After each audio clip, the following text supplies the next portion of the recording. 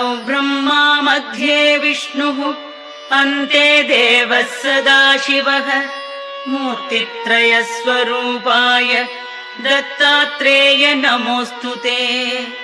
भोगालयाय भोगाय योगयोग्याय धारिणे जितेन्द्रियजितज्ञाय दत्तात्रेय नमोऽस्तुते।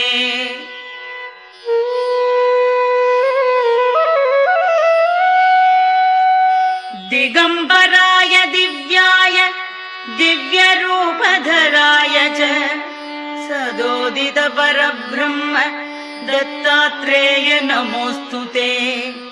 जम्बुद्वीपे महाक्षेत्रे मादापुरनिवासिने जयमानसतां देव दत्तात्रेय नमोऽस्तुते।